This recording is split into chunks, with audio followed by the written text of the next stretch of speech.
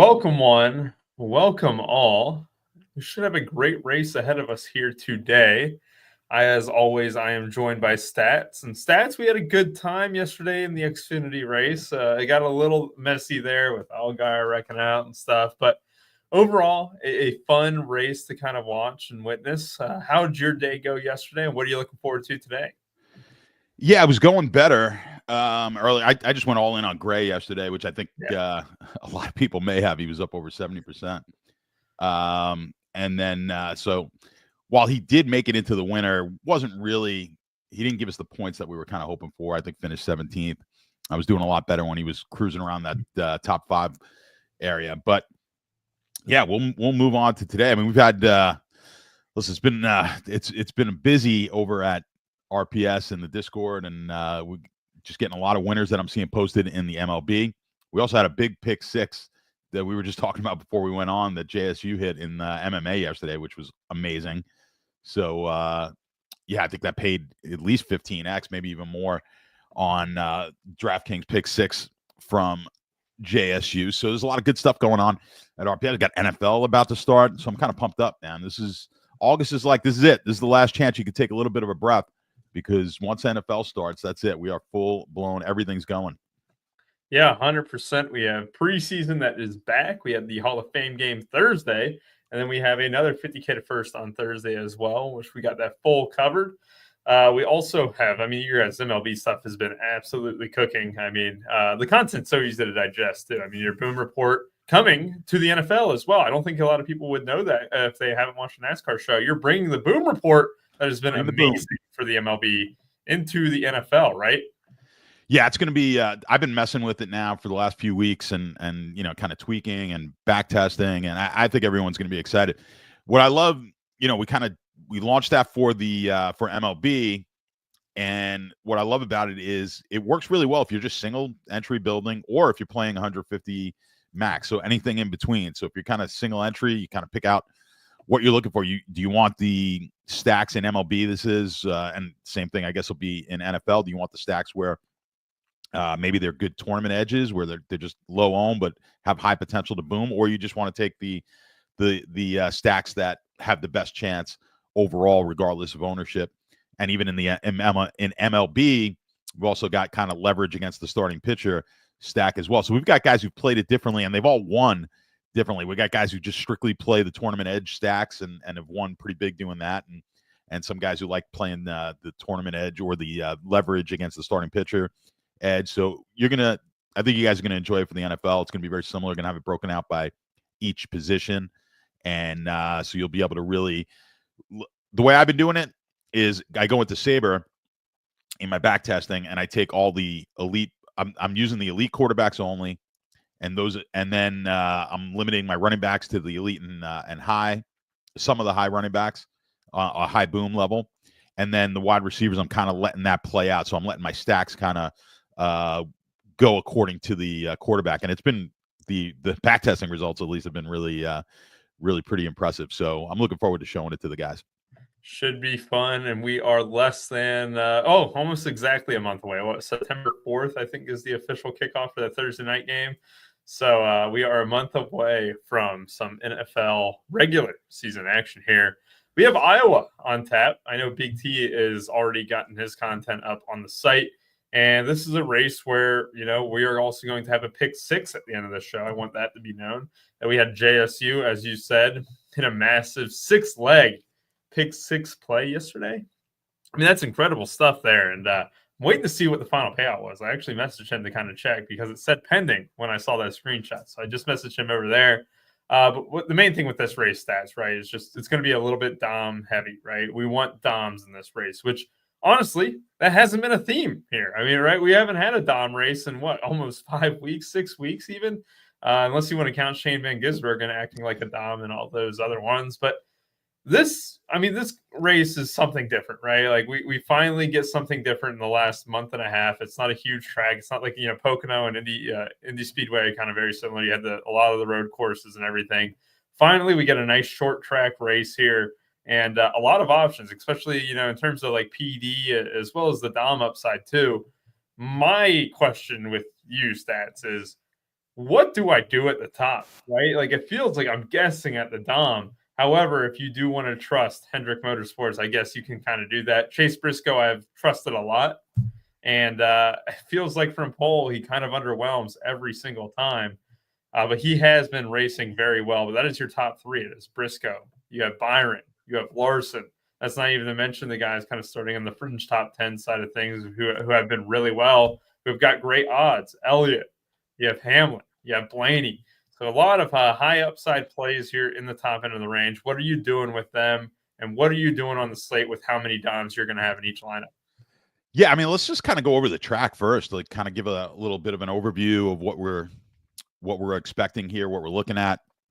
So yeah, they're in Iowa, and really they only been racing here since last year, so we don't have a ton of historical data on Iowa. Also, this is being a new track and being a new surface on this track. We don't really anticipate a lot of tire wear. They didn't have it last year. They are on a different tire compound than they were last year. So last year we saw Blaney kind of run away with this one, 200 laps led, and was able to win this race. But we have, Hendrick, the big favorite. JGR last year just totally missed on their setup. I would expect them to be even better, or they can't be worse. They'll be much better. But I do anticipate them challenging here this week. So we'll see how that goes. But with the lack of tire wear, I would say that we can lean into maybe some of the more aggressive drivers. Typically, when you get that big tire wear type of track, I love a Denny Hamlin. I like the guys who can be patient. Logano's really good at that. To be patient, sit back, not blow out, not run, not wear the tires out too much. But I think this gives kind of a bump up to a guy like a Larson. Some of these guys who are a little bit more aggressive on. We're not worried about the tire wear. Like you said, now we're on a short track, 350 laps. So now the Dom points just become crucial on tracks like this. Also, you're going to get lapped down. Like a lot of the bad drivers are just going to be getting lapped, and they're just not going to be able to move up at all. And that's going to happen fairly early in the race. So you've got that to consider. Plus, of course, pitch strategy, always massive, especially at a short track, because you can get yourself really behind in laps if the pitting strategy just does not work out for you. So a lot to think about here, but it should be a pretty good should be a pretty good race. I think we're going to need at least 2 Doms in your lineups. I don't expect a ton of wreckage, but it's not going to be low either. We'll have some cautions out there as well. So I think it shapes up to be a pretty interesting race for us today. Yeah, I agree here, and you're exactly right. 2 Doms probably feels like the sweet spot overall, right? Like I just look at it where even me, I think you've known me over the last year and a half and stuff when I do a main lineup and everything. It's tough for me to get past 1 Dom, especially when I don't know who is going to be that second Dom. You almost have to get over that mental hurdle of do you go 2 guys inside the top 11, right? I mean, that's kind of what the baseline is. I mean, I wouldn't consider Reddick here. I wouldn't consider Logano and stuff. And just talking about this range in general, you can just kind of talk about it. But like for me, if I had to trust him, I don't know if I'm going to trust Briscoe, because I do think he's going to be a little bit chalky. The 9K price tag kind of pulls me in a little bit. I'm just like talking about just going through in my head right here. And but if I had to trust someone, Byron and Larson would probably be the 2. Would you stack them at 2 and 3? Is there enough Dom points going around? The answer is yes. Especially if you're not going above 2, right? Like if you're going 2 only, you can stack those 2. But if you're going 3, I wouldn't stack 1, 2, 3. Let's be honest here. I think the third one would almost have to be a Blaney or even an Elliott starting 8th there, and hope that the top 10 runs pretty pure. There isn't a whole lot of passing here, and kind of go down that route, because not to kind of just jump down, but like we don't have any PD guys here, right? Like at the end of the day, if you're going to spend your salary, do you really want to click Tyler Reddick? No. Do you really want to click Joey Logano? No. So you're kind of going to have to spend here. And if you want Christopher Bell, get that PD upside a little bit, but, kind of a safer floor, sure, you can do that. But I don't know if he's going to be able to outscore, even 2 of these guys in Larson, Blaney, Byron, and Briscoe. So that's kind of the risk that you're running there. I think stats, I think at the end of the day, when you go through the lineups and stuff, the next tier down kind of determines exactly what you're going to do, right? Because you got Buescher, you got Chastain, you got Kyle Busch, all starting 27th or worse. But if you're going to stick in the stud range here, which looks like a pretty damn good thing to do because you also look at value. There's a whole lot of value. It's going to kind of gravitate toward you in the mid-range here. So I think if I had to rank them right now, without putting them up on the site right now at this moment, but I think it would be, Byron 1, Larson 2, then I think it would be Blaney 3, Briscoe 4, and then Bell. And that's just because I don't want to miss out on the potential of 50 points of Dom points, right, from any of these guys. And Bell might not have that upside until maybe the latter, third stage. What's your thinking there? Yeah, so that's interesting because I don't think I'm going to like Byron here as much as you. So, now look, Byron, I can totally understand it, and there's a lot of there's a lot of dot points. He starts on the front row, but if you look at the betting market on who's going to win stage one, it's Briscoe and Larson are the co-favorites. So I'm really anticipating, Briscoe's got the preferred groove. I anticipate Briscoe being able to get out there and lead most of the stage one Dom points, perhaps Larson be able to get him. I put Byron as the third choice here to get those Dom points early. And then once you get to stage two, it kind of mixes things up a little bit.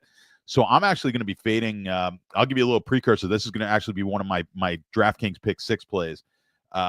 Is going to be on Byron laps led to the under because I'm looking at him. I'm looking at him having to compete with probably not being able to get out and lead this race from the start, and then have Byron right there behind him. Larson right behind him, and Larson will be starting probably behind Briscoe, and I anticipate both of those guys going out 1-2, and then Byron kind of falling back a little bit. So we'll see how that plays out. But that's why of the top, I'm probably less on Byron now. It was only 1 year, but Blaney last year started at the 2 spot and led 200 laps. So obviously we can lead a whole bunch of laps. It's not the worst place to start, but we've got to kind of make our choice here on who we're going to favor over the others. I think of these guys at the top, I think, certainly if we want to rate them all, I'd probably put Denny Hamlin as my least favorite of these guys who are up over that 10K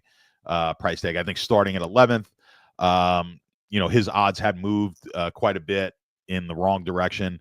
They obviously were not good. I mentioned JGR was not good here last year. We'll see if they bounce back. But I think that 11K starting 11th, he's going to have to get a lot of Dom points. I just see too many obstacles in his way to get those Dom points. I don't like a Hamlin here. Blaney, I do like quite a bit as far as the race goes. And as a matter of fact, I'll give it away. I gave out Blaney as the race winner. He did win this one, obviously, last year. Looking for a back-to-back. I like the price on Blaney. Hey, look, we're coming off another win last week, right? I had Bubba last week at plus 1,900 that I gave out in our Discord. We do have a betting channel, a betting subscription at RPS. And I think for the NASCAR, it's been absolutely phenomenal. We've been pretty darn good in the other sports. JBC gives out a lot of plays, premium plays, and then just his overall plays on the entire slate. We got Christine doing props, and I do the props. But the NASCAR stuff, it feels like every other week we've hit one of these NASCAR races, which has been unbelievable. But this week, I'll give it out to you guys who are not necessarily subscribers of the betting, and I like Blaney here as a bet to win, but I think Blaney's going to be. It's difficult from a DFS standpoint. You don't want to get too heavy on Blaney again for the same reasons. You've got Larson ahead of him. He starts 6th. I think he's going to really have to get Dom points, which he's certainly capable of. Got 200 laps led last year, but I would temper my expectations a little bit from a DFS standpoint on Blaney. So I really think it's. And then the guy we haven't really talked about here is Christopher Bell, who does start 17th. We do get a little bit more place differential. I think Bell. Maybe the best play of the guys over 10K just because of that place differential that you get here. You're going to get a lot more than we're getting from all of these other guys. So if we're going to talk about the guys over 10K, to me, it's Bell, then it's Larson, because I think Larson has the best chance of a lot of these Dom points of the guys 10K or above. And then it would be Blaney, Byron, and Hamlin for me. All right, I like it. And yes, Bubba Wallace last week. I mean, that was an impressive drive there. I know he had the race won, then he had the caution, then he wins the race again. I mean, that was pretty impressive. But also having him, it feels like you said, every other week you seem to have the winner here for the NASCAR race, and then this week backing Blaney, I like it a lot. Yeah, I think I can be talked off Byron a little bit here, because going to Larson and stuff, it's kind of like a 1A, 1B thing. I might commit to a team here though, but if with your conviction on Blaney, I can kind of see your path, who your favorite is in terms of like what your pairing is, right? Like you're not going to be pairing Hendrick Motorsports together as much as I might, right? I might jam Byron and Larson, or Larson and Elliott, or kind of sticking with those, three and pairing two of them. But with the conviction on Blaney there, I mean, the problem is just like 10-7, right? Like he has a decent chunk, enough of a price difference where it's a little more challenging to get him. But I look down at the bottom here, and I can even scroll down here too. You're going to be selling on a guy like him, but you're going to be buying on a guy like Blaney. Then you go down to like the value range. I mean, look, Gregson's not a terrible click. I mean, you got guys down here like Ty Dillon. The problem is these guys are going to get laps. What's their upside, right? Like, 27th, on a good day. That's the problem, and that's where the salary kind of matters a little bit. I do kind of want to build at the end, just kind of see like raw points, what's kind of hitting the most. But yeah, I mean, this stud range, we're both kind of out on these guys, right? Like you're out on Logano, you're out on Tyler Reddick for the most part, right? Because they just can't compete with the Dom points, and then if they're not going to Dom, can you really accept 55 or 60 and be in the winner? I don't think so. And it's going to come into the conversation here in a second too about Kyle Busch. 8,200. I think I kind of want to branch into this range, not to completely go from like studs to mid range and stuff, but it's like, what number do you need from Kyle Busch to be in the winner? Because did you know what his prop was on the pick six, on DraftKings pick six? It was like 49.5. If he got 50, is he in the winner at 8,200? I think yes. If the same thing that can be said about like Tyler Reddick and Joey Logano, if they got 50, would they be in the winner? No. That's kind of where I come down to here. It's like they just are too expensive compared to these other PD plays below them. But then it blurs the line for Buescher. It blurs the line for Chastain. And they're very much kind of similar plays in that regard. They are, 1K cheaper. Chastain is 1K cheaper than Reddick, 800 cheaper than, or Buescher's 800 cheaper than Reddick as well. That's where it kind of comes down to, right? I'm with you though. If we just had to kind of just do a mock-up of who we're buying on, who we're selling on, you're selling on Hamlin too. Hamlin hasn't been a guy who's been doming lately as well. We're selling on Tyler Reddick. We're selling on Joey Logano. You're slightly selling on, Byron. Are you indifferent on Briscoe? Like if you get him, you're fine with him for the most part, because you think if you lead stage one, you're going to have a decent advantage. He's going to have more upside than a Reddick or Logano, especially if he goes on to finish top five with a stage win. I mean, you have to assume that he's going to have, 30, 40 down points in that regard. So it seems like you're kind of not buying on him, but like you're very much okay with him, right? Yeah, I think you said it pretty well, because I don't have a strong opinion here. I always get worried about the driver, starting on that front row, especially one, just with the finish position, right? Because these guys can easily, even if they dominate a bunch of laps here early, can easily find their way out, with a mechanical issue or a tire issue or a wreck, whatever the case may be. And I mean, we had it last year with Larson. Larson started on the pole, led 80 laps, and wound up, he finished in 34th, I believe, wrecked out of the race, and was nowhere near getting you into the money, right? So that could easily happen here with the Briscoe. So I would temper my. It's certainly not a play that I'm going to go all. There's a couple of guys you could consider maybe an all-in type of move, or really go heavy. It's not going to be Briscoe, even though Briscoe I think is going to be fairly high owned. So with all that said, if you're under any of these guys who are going to be 35 to 40% plus owned, Briscoe would probably be the guy I wouldn't mind being slightly under on, for that reason, because I think even if he doms a whole bunch of laps, he could exactly do what Larson did, get you 40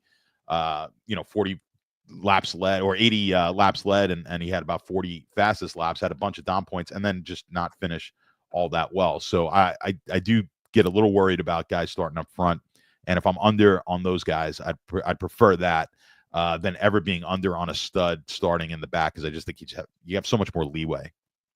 Yeah, 100%. And, the more I look at his stats, I look at the upside that he has, and then I look at the upside that Buescher, Chastain, and Busch has, and it's like one can win tournaments, one can win cash games. Like, right? That's kind of where I'm coming into, like, where it's like he's probably a way better play, and especially in like large field stuff than a Buescher, Chastain, and Busch. And the problem is, like, let's put a number on Briscoe ownership wise, because this is where I'm kind of coming into this mental block.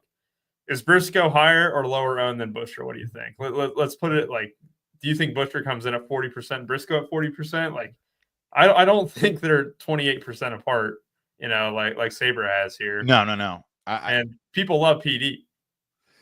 Yeah, and there's not great PD, and I think so. I'm going to say that that Buescher actually comes in slightly over Briscoe, and I think they're both in the the low 30s to mid 30s range. Yeah. Because I think because you can make the case against Briscoe, I think, a lot easier with Larson right there and Byron right there, and Blaney right there. There's a lot of guys up there. I think people may be able to get off of him, and then they're looking for that PD that, there's just not as many great options. So I'm going to say I think it's very slight. I'm going to give Buescher the nod in ownership. All right. Yep. I like that. And the reason is because, let's go ahead and just jump down. You think the same thing for Chastain, except a little higher than Buescher, right? Just because of price and just because of the one starting position. I think it's going to be very, very similar. I think Chastain comes in probably around 40. And then Busch, what do you think here? 50%, 55%, starting 37th? That's a big one. And it's the thing. It's like Briscoe could be lower owned than all three of those guys. And what do they have to do to beat him? Well, it's more of what Briscoe doesn't have to do to beat them, right? Like, it's like he would have to lose the lead pretty early. He would have to finish outside the top 5, top 10 if he doesn't lead really any laps. Let's talk point, because I don't think we do enough of this. Where let's talk about like the expectation. Like, give me a Briscoe pretty reasonable. So Briscoe, let's say he leads stage 1 pretty much wire to wire, finishes 10th. So what are we looking at in points in that range? I'm leaving it to you. You're on mute. You're on mute, Rubio. Pulling up the 2024 race right now, because I know that how many laps? At 350, right? Yeah, 350 laps. Do you know the stages, what they're split up into? Yeah, I'll give you the stages are. I would guess 100, 100, 150. No, it wasn't. It was 71, 41, 40. I hate that. Why do they got to do it like that? You would think 100, 100, 150 would make more sense. God, it's the 71st stage, right? So let's just say on a good day he ran pretty pure. Let's give him 15 fastest laps, right? So that would be, let's give him 16 just for an even number. That's 21.5 Dom points. And then, it's just stage 1. So let's go ahead and just tack him on another, 3 fantasy points throughout the race, right? Sitting at 24.5 points of Dom. All right. Gets 10th place. What is that? 30. All right. Loses 10. So you're sitting at 20. You're kind of looking at 45 fantasy points there. Which, it doesn't. I don't think that gets it. That doesn't get it done. And that's 10th place, right? Yeah. That's also kind of the prop that DK had listed for, Busch, for Chastain, for Buescher. I mean, it's in that ballpark, right? Does it get it done? No. I think we were just talking about it, right? 50 is the barometer. I think 50 is the magic number, but I think 55 for Briscoe, to be honest, because I think it rises, right? Like, it's a gradual rise. If you would accept 50 for Busch, right, you 100%. You would accept 50 for Chastain, maybe for Buescher. Probably not for Briscoe, right? That's the sliding scale when you're going up the price tag right there. So where's Buescher need to finish? Let's assume no Dom points. He gets a few fastest laps in there, but let's give him 5 Dom points. A handicap of two fantasy points, right? Not 5's too many. Yeah, give him like a couple. Yeah. All right. So starting 27th, that's the big thing, right? If you were to get 17th or 10th, right, that would be 17 fantasy points, right? Plus a 10th place finish would be 30. You'd be sitting at like 49. So he would need a top 10, right? 34. Hold on. I messed up on math. Yeah. So add on another 4 for Briscoe. So it'd be 49.5. For Buescher, that would be 51.5 if you were to get 10th place with the couple fantasy points there. So the question becomes, so that's why I think it's so close. Yeah. Those are both very likely scenarios. I'm gonna let's like swing the pendulum back real quick, right?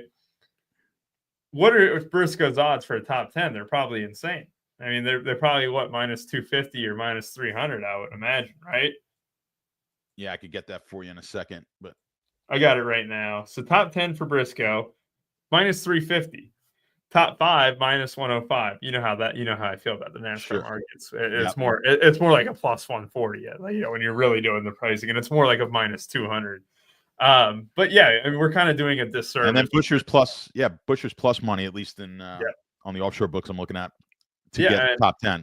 Buescher's plus 150 for a top 10. Let's put this into perspective, because plus 150 sounds a lot better than 1, 2, 4, 6, 8, 10, 12, 14, 16. He is 18th in odds for a top 10. And plus 150. Okay. So maybe Briscoe should get a little bit of a nod here from us over Buescher, but I think they're going to be really close. Let's stay with our friends at DK Sportsbook here. Stats, all right. Plus 150 for Buescher top 10. Better or worse than Kyle Busch and Ross Chastain? Boy. Who do you think has better odds for a top 10? Better odds? Give me the names again. Buescher, Busch, and Chastain. Buescher, Busch, and Chastain. The better odds would be. Oh God, that can't be. Busch will be third. I was gonna wait. You took my curveball too early. Busch actually has the same odds as Chastain at plus really 5. They're better than Buescher's odds. I'm shocked by that. That's crazy. Okay. Yeah, and I haven't looked at that. Yeah.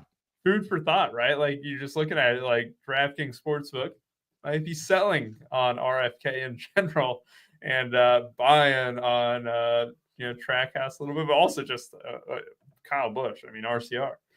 That is no, I'm looking at it now. Yeah, I got plus 135 on Kyle Busch with plus 150 on Buescher. And we haven't even gotten to the best play in the mid-range. We might as well just kind of naturally flow to it. Ryan Preece sitting at plus 110 at starting 33rd. He'll be one of the most popular options today. But this is where your glue piece kind of hits, right? Like when you're someone who doesn't build a lot of lineups, you're just building a few. Ryan Preece would be one of the first guys in there for me today, and because it's a $7K price tag.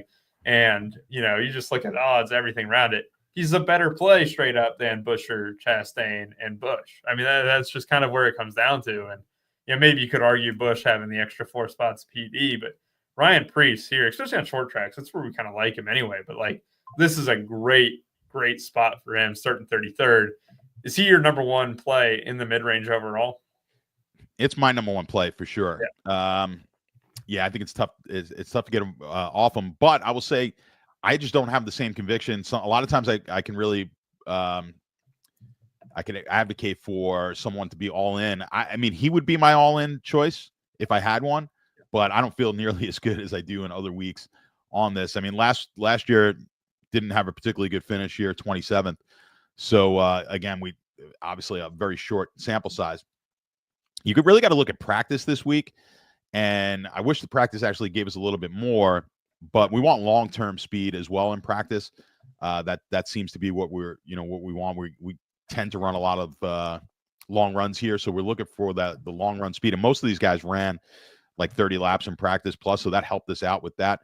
There was a divide. The A and the B group were far different. The B group was on a much better track conditions, and you had Preece on that B group, where most of the B just destroyed the A group as far as practice goes. Preece did not look good at all in the B group. So that gives me a little bit of caution. I mean, he was running times very similar to the A group guys that were like a Josh Berry in the A. I mean, he was basically close to 30th in long run Preece. So I do like him quite a bit. I like the position.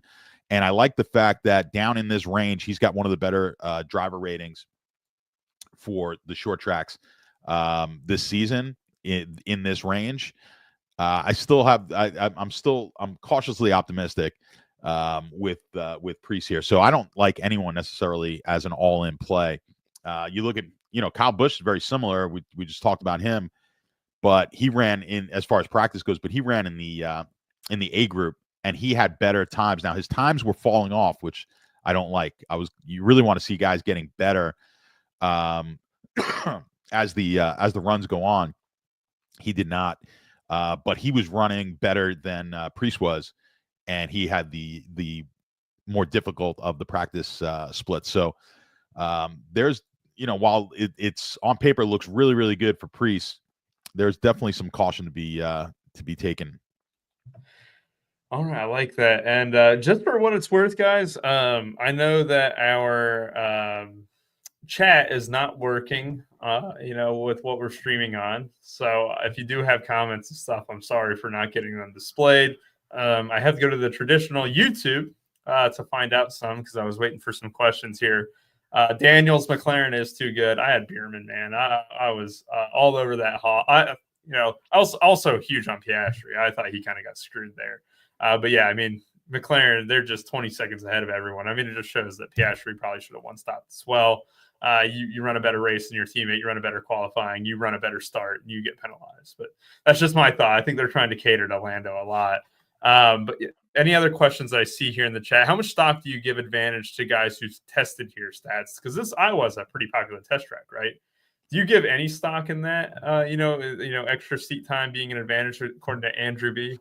Yeah, I definitely think you take it into account. I would look at it as more as a tiebreaker. Like I'm looking at, I wouldn't bump them up that much, but it is an advantage considering that a lot of these guys just haven't had a lot of track hours here. So absolutely, if you're kind of in between on a couple of guys, I would use that as a tiebreaker situation.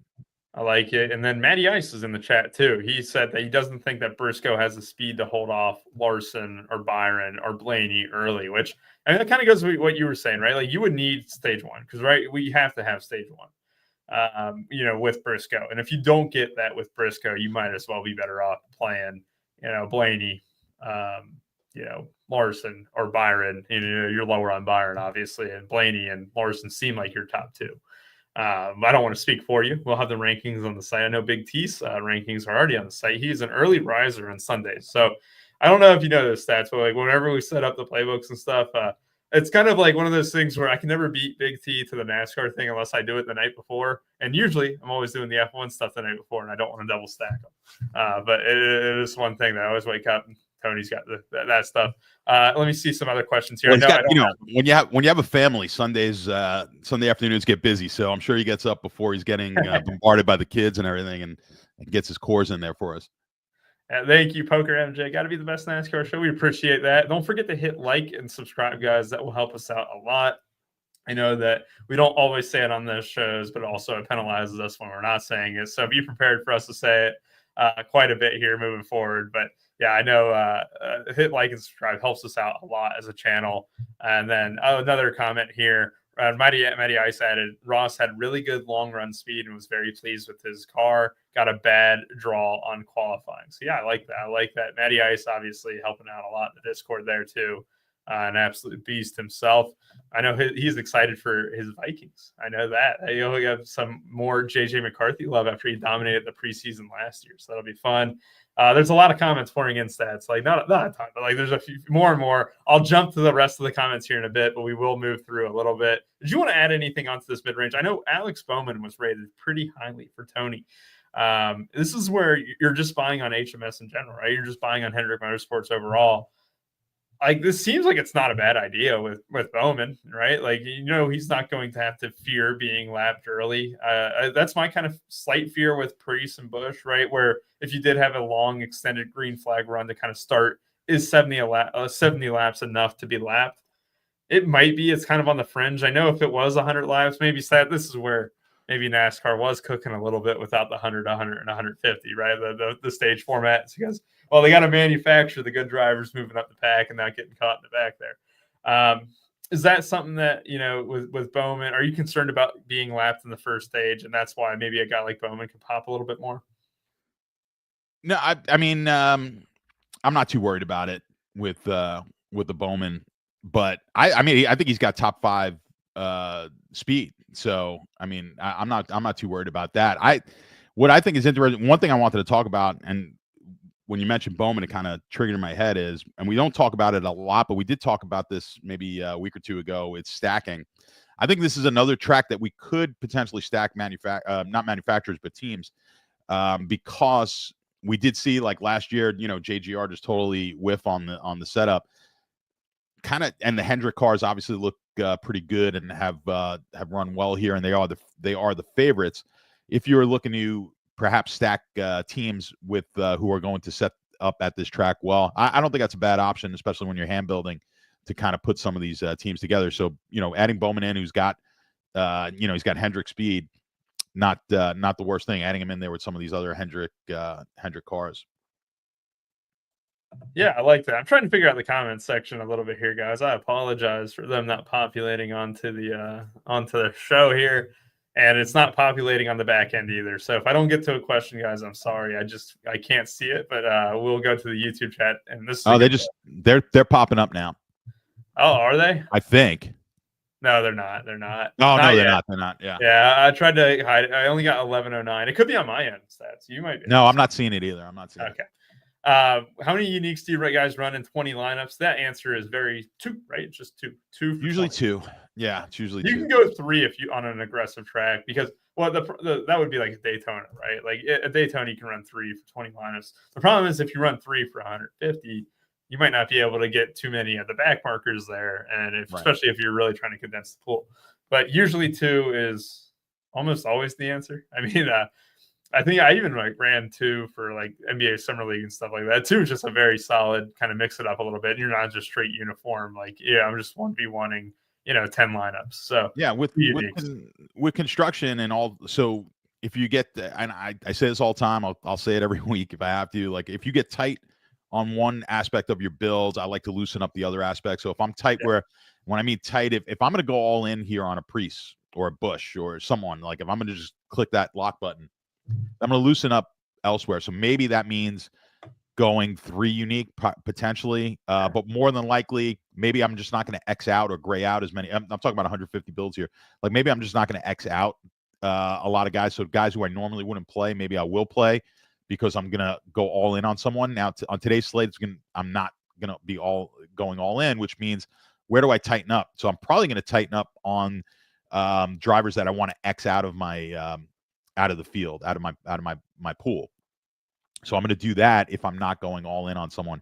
And then maybe I won't be as, I definitely not going to be 3 unique. So then I'll stay to the 2 unique. So, kind of varying your build based on where you've got conviction. If you've got conviction in one aspect of the race or the slate in any of the sports, then you may want to loosen up on the other side where maybe you don't have as much conviction.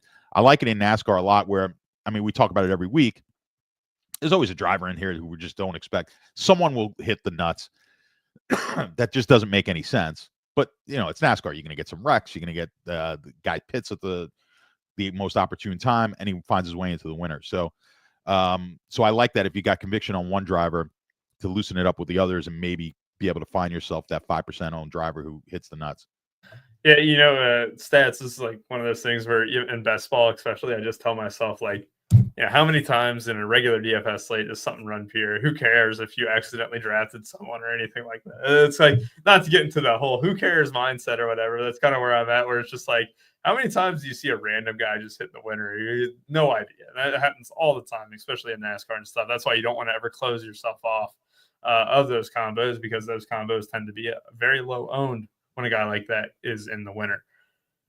Some other questions here. Briscoe, Jake mentions that Briscoe way better recent form than William Byron and Kyle Larson. Yes, it's been a very bad spell for Hendrick Motorsports in terms of like for Larson and Byron specifically.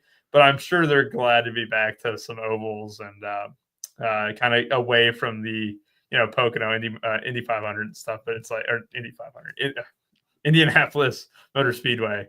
Absolutely slipped of the tongue there. But yeah, this is just kind of getting away from that stuff and getting into more traditional racing here. Let's see. We have Broncos fans in here. We got Swing for the Fences Best 2 from Choke Hold'em. Yes, absolutely. And then we're going to get into one other question here. How many dominators this week? I think 1 to 3. That'll be that number there. All right, stats. Let's move on to the value range. We can start. I mean, you're not going to have any interest in Cindric starting in the second row, Suarez, a Dinger. Dinger could be someone that you kind of like. It's starting at ninth. But if we did 6,600 and down, what are your thoughts there on this slate? Yeah, I mean, Dinger's going to be a no for me. I think, a lot of these guys in this 6,600, I'm looking down to like 6K, are just guys that you're really going to want to fade. Don't like much here at all. Maybe a John Hernan Nemechek with the 29th starting position. So just talking with these guys in that range, I don't particularly care for any of these guys, and their driver ratings as well, kind of on these short tracks in 2025, just don't really don't live up to what anything that we would want, certainly from a higher starting position. So like an Austin Dillon has been decent in this price range at the at short tracks, but starting 18th is going to be really difficult. You got McDowell starts 13th, just no way we could do it. So I don't think you really start looking at these guys with any seriousness until we maybe get down to a Gragson just under the 6K. You got Gragson, Stenhouse, Smith, and Gilliland. I think those four will get a little bit of attention here. And you look specifically at a Zane Smith and a Todd Gilliland, pretty decent driver ratings in 2025 on short tracks. Now we don't get with Zane Smith, we're only getting a 23rd start position. So that will kind of hamper his ownership and keep it a little lower. But when you look at Gilliland starting 34th, I think he's probably your best option here of the cheap drivers. 5,500. He's got one of the better driver ratings on. When you go really from 7K down, he's up there like he's got the second highest driver rating on short tracks. So I would put Gilliland here as my number one option on the for these cheap drivers. And when you look at his practice times, he was getting better on the longer run. So I like Gilliland quite a bit, and I think that would be the guy if you're looking to play some of these expensive drivers and you're looking for someone on the cheap end. I think Gilliland's the best option for that. Yeah, that's a good one there. I mean, Gilliland starting 34th, 5,500 definitely kind of tops that kind of interest for me, right? Like, I don't think value is incredible today, right? But at the same time, he is probably one of the better options there. Matty Ice mentions that Stenhouse getting fifth here last year. Does his ownership inflate because of that? It feels like some of these guys, stats, just for what it's worth, I forgot to mention this last week, but both my guys were above 20%. I think they were like 20.5%. I forget who it was, but when I gave the two guys, they were both literally 20% like on the dot, except just slightly over. It feels like guys like Stenhouse and stuff have been kind of creeping up into like that 9, 10, even 13%. If I had to guess a number, I would say one of these guys comes in at 13% randomly. I know that's a random number, but I think when a Gregson, Stenhouse, and Gilliland pop up where it's just like, oh, they fit like a very popular build path. A lot of people want the studs here. Nemechek might have been, is in great form. There's like a reason to click him too. So it's like, yeah, I mean, there isn't a ton of options, but there are options here. And I think that, if 40% of the field plays someone under 6,500, there's a decent chance that one of those guys does clock in with double-digit ownership and moves on from there. We do have the chat. The chat is up again. It is working now. Yeah, it shocked me. I like read it there. I'm like, oh, it's back. What's a Dom hybrid group for you? I think it's just like, I know we have it on the site here too, Choke Hold'em. And this is a great question, right? I always talk about this too. It's like, will Saber handle that for me? The answer is always yes. All right, I know, unless it's kind of getting into like this stuff that doesn't have the Sims for it and everything. Saber will do a great job of kind of handling that, your diversification in a lineup. And I don't meddle too much with what Saber gives me. Completely transparent here. Has been a great NASCAR season for me. My best results have been like in Xfinity. But I trust Saber when it comes to, diversification in terms of the lineups, and they will handle that for you. If you're Choke Hold on, I'll kind of show this too, but it's like, who does Chase Briscoe correlate the most, right? It's a little bit of the back markers. Who does he not correlate a lot, right? It's Byron, it's Larson, it's Blaney. Those are his three worst correlation plays. Cindric up there starting fourth as well. So, the Sims are smart enough to realize, like, hey, we're not going to give you, or we're not going to grade a high ROI for, for 3 guys starting inside the top 4, right? That's just the reality of it. So you can make groups. I haven't made groups. Like I said, there's a process for everything. Haven't had a great year in NASCAR myself, but we all have our ways. But I know that I would trust Sabre to make that decision for me. Stats, anyone else that you want to talk about in the value range before we get into our drivers of the day? And then we're also going to extend the show a little bit because we still have some pick sixes that we're going to be giving out. A pick 6 at the end of 6 plays as well. So anyone else that you want to talk about in the value range? I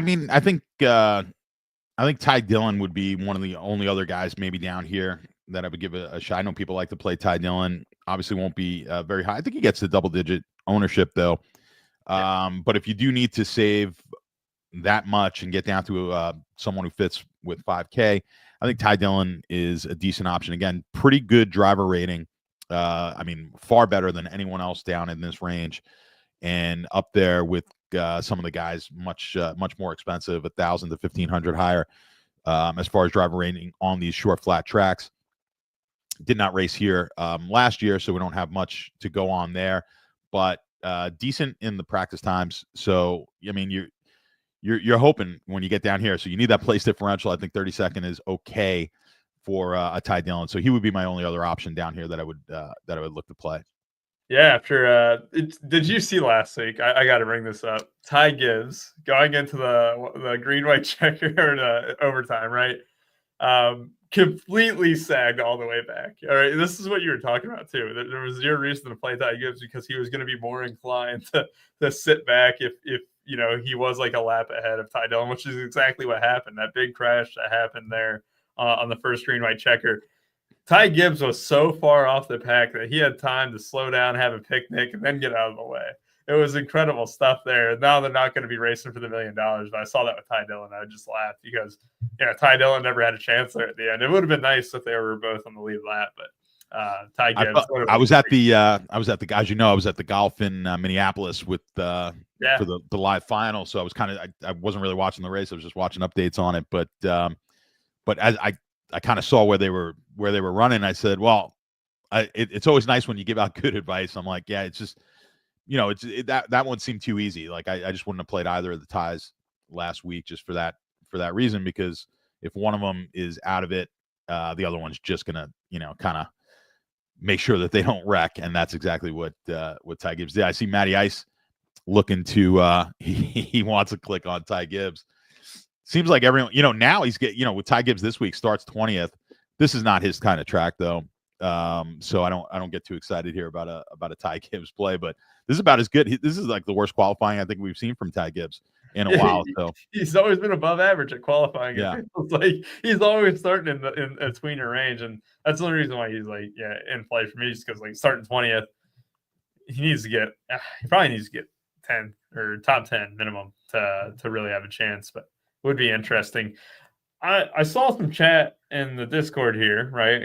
With the Discord that we have, you see a lot of just buzz in general. I know that we were just talking about Jaden Blue yesterday in the NFL basketball chat nonstop, and then now Ayuk is going too late. Our guy 101, going through all those drafts, and also another Matty Ice in the chat too, always going back and forth. But Justin Haley was getting some buzz, right?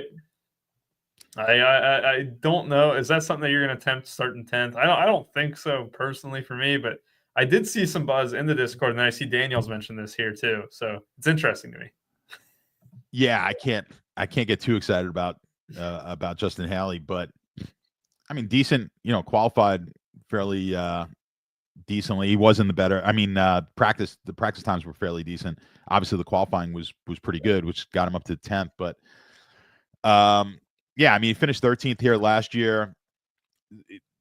Maybe you don't X him out. I think I kind of have to, though. Starting the 10th is going to be tough. So, yeah, he doesn't have to have top 10 finish here, maybe to be worth it. But I don't know. I just think Gilliland's a much better play with that 34th starting position. And I think he's going to have. I think heads up. I would take. I don't know what the market is. There's probably a market heads up on him. I'd like to see what the market is. Gilliland against Haley heads up. Interesting. All right, bet.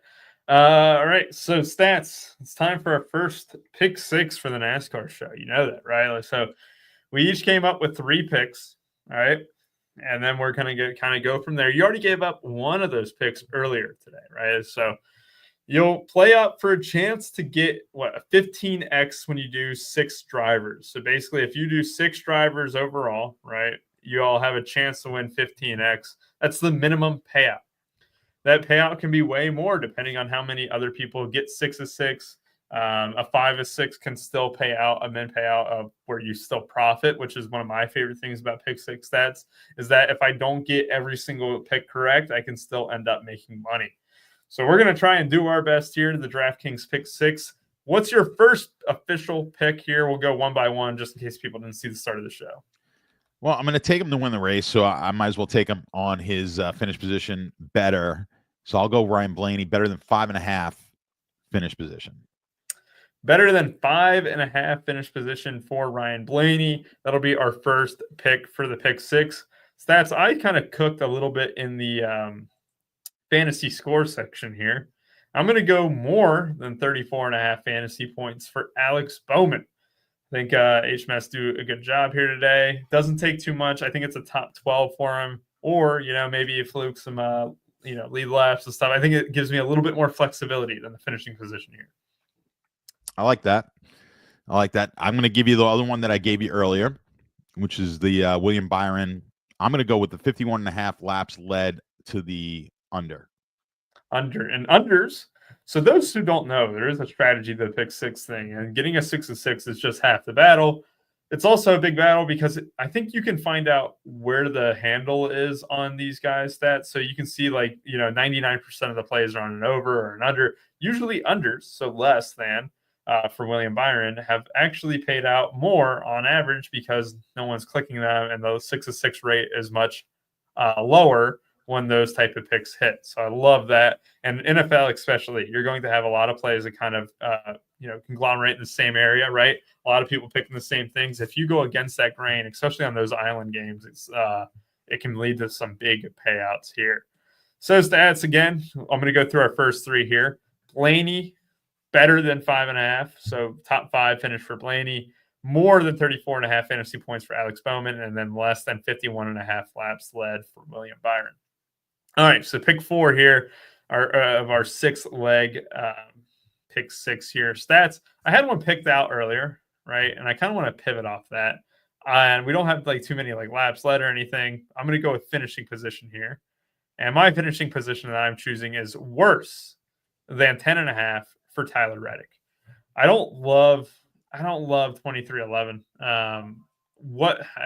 They did great last week. I think they're coming off a little bit of a hangover here. He just kind of doesn't check the boxes for me, stats. He just doesn't. And the reason why I'm pivoting away too is just I know that 30-1 odds. You look at everything around him too. There isn't a whole lot to kind of be supportive of it, right? You just look at what his odds for a top 10 are. It's plus 115. That's worse than Ryan Preece. So I'm going to go worse than 10.5 finishing position for Tyler Reddick here. What's your 5th? Well, you actually stole a little bit of my thunder because I was going to take the fantasy points. I was going to take Reddick under 45.5. But I will. Let's do fantasy points. Let's do fantasy points. I like that just slightly more because I don't think he's going to have a chance to dom. My one fear is that he hasn't been too afraid to be staying out there late on old tires. But I do like the fact that if he did stay out late, he probably gets screwed for the rest of the race and probably maybe drops a lap even. So Tyler Reddick. So sounds like I stole one of yours. So if you want me to go, I got another one. No, I kind of like the Ty Gibbs under 37.5 fantasy points as well. I like it. Ty Gibbs under 37.5 fantasy points. We're going to be sticking into this fantasy points section here. I like that strategy a lot. And the thing with Ty Gibbs, you look at it too. Plus 170 for a top 10 stats, right?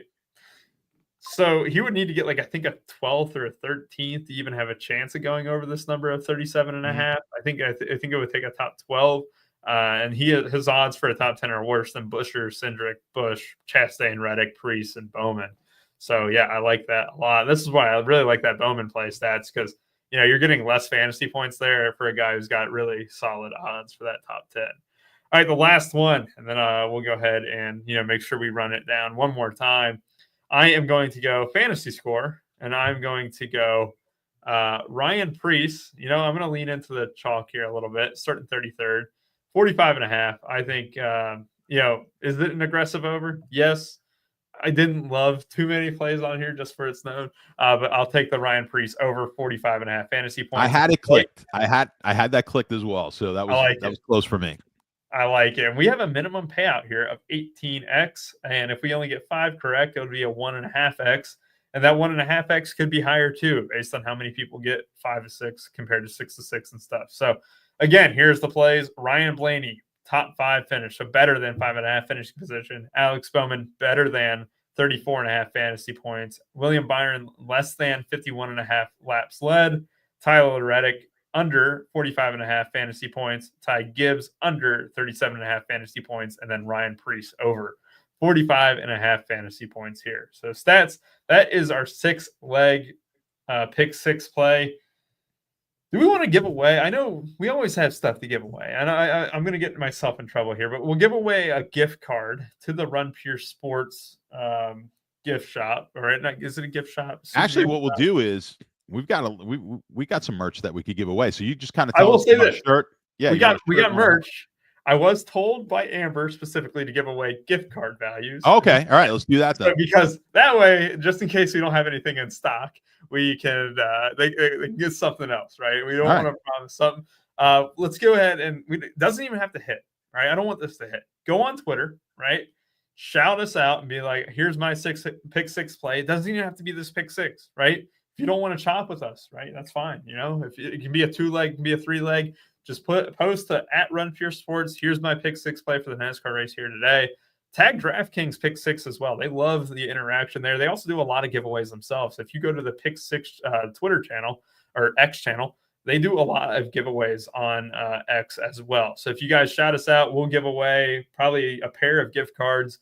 And we'll make that decision later on tonight. If there's more than 2 of you, if there's 10 of you, I'll put you in a random wheel and I'll pick them out. Probably do a $20 or $25 value, depending on what Amber will allow me to give away. 4 stats. And anything else you want to say? Parting words? No, that's it. Yeah, and just at Rubio Dimes and Statsational, also over on X. Let us know what you guys are picking, and obviously the Run Pure Sports X account. That's where that'd be good. We got to start giving more stuff away on these shows, so we'll start doing that every week as well. And then I think we've got RPS. No, I'm sorry. I think it's RPS 15. You get 15% off, which you're going to want to get involved here now as NFL's starting. So you could use that RPS 15, get you 15% off of any package that you choose with RPS. The NFL stuff out yet or not yet? For this weekend, we got of course preseason coming up, man. We got a full slate of games this weekend. Oh, I was talking about the single sport. It's not up yet. All right. No, we don't have it up yet. Yeah, that should be up there, though. You're going to get single sport, just NFL if you want to do that. Should be up there tomorrow. New pricing, everything. It'll be good. Perfect. 4 stats and 4 I. And again, we will be doing more giveaways because I have been told many times we have so much stuff that we need to give away. That's literally from Tony. So apparently his, because I think his house houses all that stuff. So exactly. We'll be good. And this is a great comment. We get great comments coming at the end of the show, but the Survivor videos will be big, and Stats will have a full Survivor breakdown each week. You do an article too. I do an article. I do a video for Survivor. So yeah, I'm glad everybody looks forward to it. I like doing it. All right, I'll get us out of here now. Stop stalling. Have a great rest of y'all's day. Good luck today in the NASCAR race, and let's have a good time. Good luck and Run Pure.